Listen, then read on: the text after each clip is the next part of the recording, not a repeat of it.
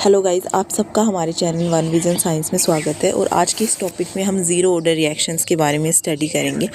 तो समझते हैं कि शून्य कोटि की अभिक्रियाएं होती क्या है। तो ऐसी अभिक्रियाएं जिनमें अभिक्रिया का वेग क्रिया करने वाले अणुओं की सांद्रता पर निर्भर नहीं करता, मतलब जो रिएक्टेंट है, क्रियाकारक है, उनकी सांद्रता पर निर्भर नहीं करता। या हम कह सकते हैं कि अभिकारक की जो प्रारंभिक सांद्रता है उसके शून्य घात के समानुपाती होता है। मतलब ज़ीरो ऑर्डर रिएक्शन वो होती है जिसमें अभिक्रिया का वेग, रेट ऑफ रिएक्शन, क्रिया करने वाले अणुओं की सांद्रता पर निर्भर नहीं करता। अब आप बोलोगे कि अभिक्रिया का वेग होता क्या है। तो अभिक्रिया का वेग समझने के लिए मैंने एक प्रीवियस वीडियो बनाया है जिसमें रेट ऑफ रिएक्शन या अभिक्रिया के वेग को पूरे डिटेल में समझाया है, तो आप वो देख सकते हैं। तो रेट ऑफ रिएक्शन हमने देख लिया कि ज़ीरो ऑर्डर रिएक्शन में जो रेट ऑफ रिएक्शन है या अभिक्रिया का वेग है वो अभिकारक की सांद्रता की शून्य घात के समानुपाती होता है। जैसे हम जनरल रिएक्शन लिखते हैं, अगर कोई भी जनरल रिएक्शन लिखते हैं, जैसे ए है, उसमें ए हमने अभिकारक लिया है, रिएक्टेंट लिया है, वो रिएक्टेंट रिएक्शन करके किस में कन्वर्ट हो रहा है, प्रोडक्ट में कन्वर्ट हो रहा है। तो ये हमारा प्रोडक्ट है। अब ये रिएक्टेंट की कंसंट्रेशन, प्रोडक्ट की कंसंट्रेशन, ये इसके फॉर्म में हम अगर अभिक्रिया का वेग लिखना शुरू करें तो इस रिएक्शन के रूप में मैं अगर अभिक्रिया का वेग लिखना हो तो रेट ऑफ रिएक्शन या अभिक्रिया का वेग लिखने के लिए हम क्या करते हैं, सबसे पहले तो अगर अभिकारक के फॉर्म में लिखना है हमें, तो अभिकारक या रिएक्टेंट की कंसंट्रेशन में change with respect of time, तो टाइम के रिस्पेक्ट में जो रिएक्टेंट है उसकी कंसंट्रेशन में चेंज को ही हम अभिक्रिया का वेग या रेट ऑफ रिएक्शन बोलेंगे। लेकिन जब हम रिएक्टेंट के फॉर्म में लिखते हैं तो यहाँ माइनस साइन का यूज़ करते हैं। क्यों? क्योंकि जब भी रिएक्शन प्रोसीड करती है तो अभिकारक जो क्रिया करने वाले अणु हैं वो कम होते जाते हैं। क्यों कम होते जाते हैं? क्योंकि वो प्रोडक्ट में कन्वर्ट होते जाते हैं। तो इसलिए ये कमी को शो करने के लिए, उसकी कंसंट्रेशन की कमी को शो करने के लिए हम यहाँ माइनस साइन का यूज़ करते हैं, जबकि हम प्रोडक्ट में प्लस साइन का यूज़ करते हैं। जैसे डी एक्स, एक्स क्या है, प्रोडक्ट की concentration with respect of time, और डी का मतलब है change in concentration of product with respect of time, मतलब उत्पाद की कंसंट्रेशन में परिवर्तन समय के साथ, उसको ही हम बोलते हैं रेट ऑफ रिएक्शन। तो अब ये हो गया कि हमने अभिक्रिया का वेग कैसे लिखा। अब द्रव्यानुपाती क्रिया नियम के अनुसार हम जानते हैं कि जो भी अभिक्रिया का वेग है, वो क्रिया करने वाले, मतलब अभिकारक की कंसंट्रेशन, अभिकारक की कंसंट्रेशन के समानुपाती होता है। यहाँ हमने जो रिएक्शन ली थी ए, उसमें अभिकारक था और कंसंट्रेशन को हम सी से डिनोट कर रहे हैं, तो इसलिए हमने सी ए लिखा है। इसका मतलब अभिक्रिया का वेग क्रिया करने वाले अणुओं की कंसंट्रेशन के समानुपाती होता है। ये समानुपाती का चिन्ह है। जब हम इस समानुपाती के चिन्ह को हटाएंगे तो एक समानुपाती स्थिरांक लगाएंगे, मतलब प्रोपोर्शनल कांस्टेंट लगाएंगे। अब हम बात कर रहे हैं ज़ीरो ऑर्डर रिएक्शंस की। तो ज़ीरो ऑर्डर रिएक्शन के लिए हमने समानुपाती स्थिरांक के साथ लगाया है के नोट, मतलब ज़ीरो ऑर्डर रिएक्शन के लिए। और इसमें भी ज़ीरो ऑर्डर रिएक्शंस में अभिकारकों की कंसंट्रेशन हमने ली है, और ये किसके बराबर है, अभिक्रिया के वेग के बराबर है। और ये हम द्रव्यानुपाती क्रिया नियम के अनुसार बोल रहे हैं।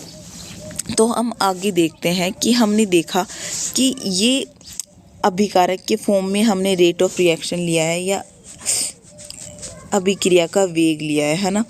और हम उत्पाद के फॉर्म में भी लिख सकते हैं कि दोनों में अभिक्रिया का वेग, इस फॉर्म में भी लिख सकते हैं, इस फॉर्म में भी लिख सकते हैं। और ये जब सी ए इसकी ज़ीरो घात, मतलब ज़ीरो पावर लेंगे तो ये किसके बराबर हो जाएगा, 1 के बराबर हो जाएगा। और कि हमें पता है कि ज़ीरो ऑर्डर रिएक्शंस में या शून्य कोटि अभिक्रियाओं में जो अभिकारक की प्रारंभिक सांद्रता होती है वो ज़ीरो घात के समानुपाती होती है। तो ये 1 हो गया, तो यहाँ बचा के नोट। तो ये ओवरऑल जो हमारे पास फॉर्मूला आया वो dx/dt इक्वल्स टू के नोट। मतलब इसका मतलब क्या हुआ कि ज़ीरो ऑर्डर रिएक्शंस के लिए अभिक्रिया का वेग स्थिरांक के बराबर होता है। तो ये क्या है, ये जो फॉर्म है उसको हम ज़ीरो ऑर्डर रिएक्शंस के लिए डिफरेंशियल वेग इक्वेशन या अवकलज वेग समीकरण कह सकते हैं। तो अगर आपको पूछे एग्ज़ाम में कि ज़ीरो ऑर्डर रिएक्शंस के लिए डिफरेंशियल रेट इक्वेशन को डिराइव करो, तो आप इस तरीके से पूरा समझा सकते हैं, लिख सकते हैं। अब हम इसका इंटीग्रेटेड फॉर्म इक्वेशन या समाकलित वेग समीकरण निकालेंगे ज़ीरो ऑर्डर रिएक्शंस के लिए। तो यहाँ तक हमने ये अवकलज वेग समीकरण है जो अभी अभी हमने ऊपर निकाला। अब इसी को हम क्या करेंगे, समाकलन करेंगे। तो जो ये है साइन ऑफ इंटीग्रेशन बोलते हैं, मतलब समाकलन का चिन्ह बोलते हैं। तो ये dx है, dt को हमने इधर भेज दिया तो k नॉट dt हो गया और इसका हमने समाकलन कर लिया। ये समाकलन चिन्ह है। तो dx का समाकलन जब हम करते हैं तो x आता है। k क्या है, हमारे पास नियतांक है या कांस्टेंट है। कांस्टेंट हमेशा समाकलन में बाहर निकल जाता है, तो k नॉट बाहर निकल गया। dt का समाकलन करने पर t आया हमारे पास, और ये प्लस c क्या है, समाकलन स्थिरांक, मतलब हमने समाकलन किया है तो समाकलन कांस्टेंट है ये। अब हम जब आगे बात करते हैं, तो अगर हम बात करते हैं, ये हमारे पास प्रोडक्ट की कंसंट्रेशन है। तो जब हमने रिएक्शन शुरू ही नहीं करी, मतलब T0 पर जो हमारी प्रोडक्ट की कंसंट्रेशन है ज़ीरो होगी, मतलब जब हमने रिएक्शन शुरू ही नहीं करी तो प्रोडक्ट बनेगा ही नहीं, मतलब प्रोडक्ट की कंसंट्रेशन ज़ीरो होगी।